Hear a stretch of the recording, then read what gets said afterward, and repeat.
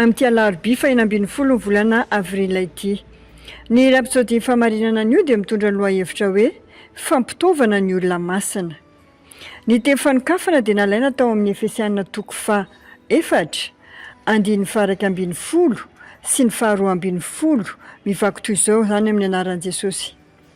Ary izy nanome ny sasany ho apôstôly, ary ny sasany ho mpaminany, ary ny sasany evangelista, ary ny sasany ho mpiandry sy mpampianatra ho fanatanterahana ny olona masina, ho amin'ny asa fanompoana, amin'ny fiangonana, ho amin'ny fampandrosoana ny tenan'i Kristy.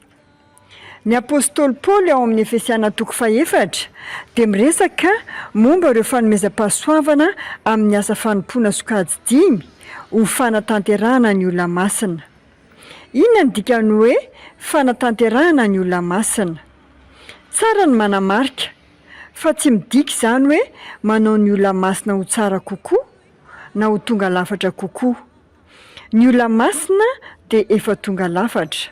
Noho izany, manondro ny fampitaovana sy ny fitaizana ny olona masina izany. Dinio ity ohatra ity. Lasa olombelona ve ny ankizy rehefa mialehibe? Tsia! Ny zaza tsirairay vao teraka dia olombelona tanteraka, tahaka ny ray aman-dreniny. Fa mila mitombo sy beazina ny ankizy, ary tafiditra amin'izany ny fampitaovana azy amin'ny fahalalahana sy ny sakafo ilaina.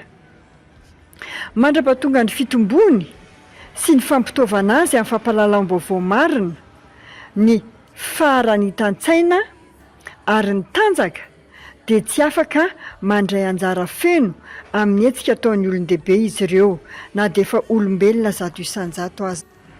Toy izany koa ny fahalavorarian'ny olo-masina dia ahitana ny fanampiana azy ireo hitombo sy ho ampy fitaovana ho an'ny tanjony ao amin'ny vatan'i Kristy. Misy ny fironana ho an'ny kristianina sasany amin'ny fomba fiaina mahazatra, fa tsy miaina amin'ny fiainana ambony ao amin'ny Kristy. Noho izany, mila ampianarina sy ampatsiahivina izy ireo hoe izy eo amin'ny Kristy ary ny fomba tokony iainany. Izany ny fototry ny sokajy 5. Izany no mahatonga ny mpitory ny filazantsara tokony hatakatra tsara ny asa ataontsika eo amin'ny filazantsara. Isika ny voalohany indrindra antsoina olo-masina. Ny olo-masin'Andriamanitra anisan'ny tenan'i Kristy. Kanefa Andriamanitra dia namorona rafitra ho an'ny fiangonany ary nanendry ny sasany ho amin'ny asa fanompoana manokana mba hanampy amin'ny fampitaovana ny olona masina amin'ny fanatanterahana ny asa fanompony. Aleloia!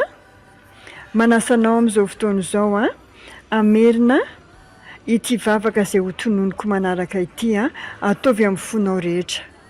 Ray malalo, mivavaka mba ho fenoana fahalalana tsara ary hatanteraka ny asa fanompony sy ny andraikiny ny kristianina rehetra, naiza amin'ny mahatenan'i Kristy azy.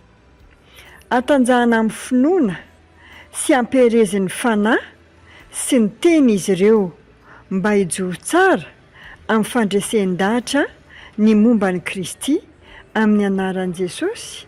Amen. Dia miraha tontolo andro mahafinaritra ho anao tompoko tahina manokana ianao amin'ity androany ity. Amin'ny anaran'i Jesosy.